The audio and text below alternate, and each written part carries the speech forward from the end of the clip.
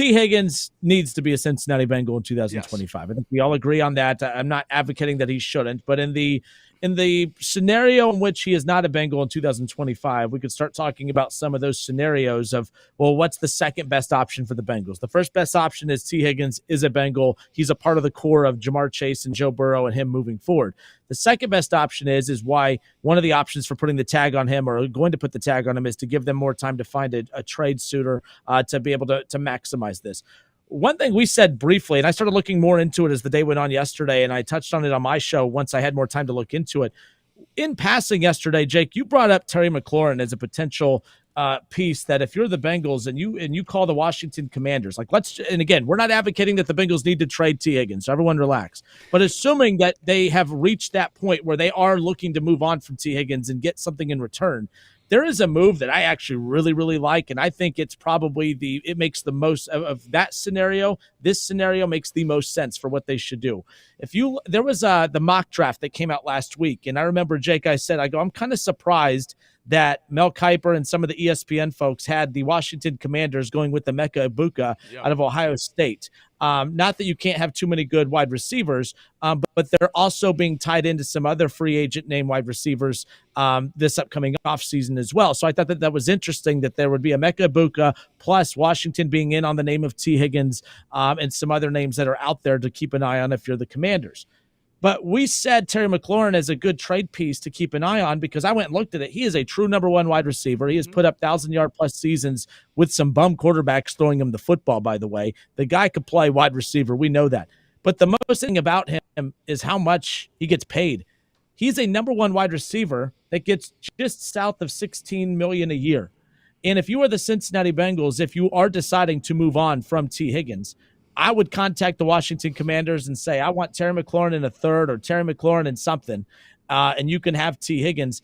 To get Terry McLaurin, a number one wide receiver, as your number two option in Cincinnati behind Jamar Chase, you would get Terry McLaurin at half the price of T. Higgins. I think that, again, they should not move on from T. But if they move on from T, I think that there is no better option than this one if the Commanders are willing to play ball. I think it's a win-win for both teams. You get younger at wide receiver if you're the Washington Commanders. You get your true number one wide receiver there. You get more length out of him.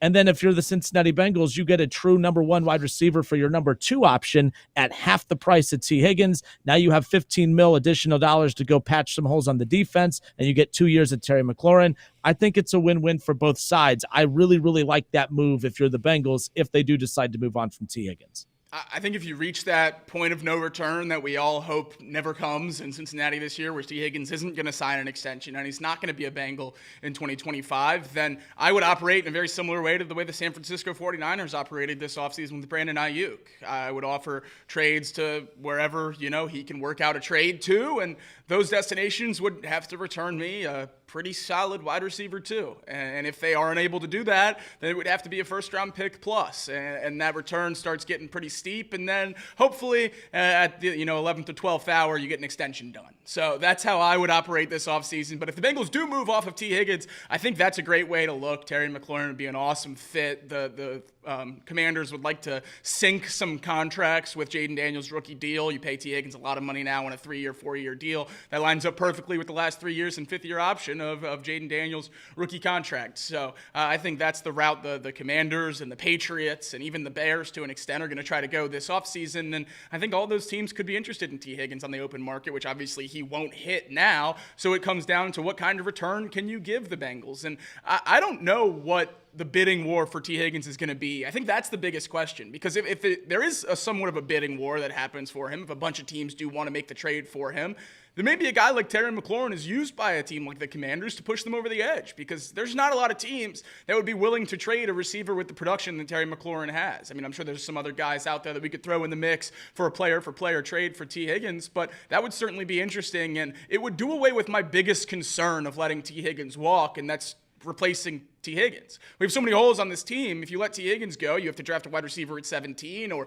one of your biggest free agency contracts has to be to a receiver that's worse than T Higgins. I think Terry McLaurin's worse than T Higgins, but I don't think it's by very much. And then you don't have to use your first round pick on a wide receiver. You probably still get a higher mid-round pick in return, and you can use that to help, some of those other holes on the team. I think that would be a really exciting move, and one of few I would be in on for moving T Higgins.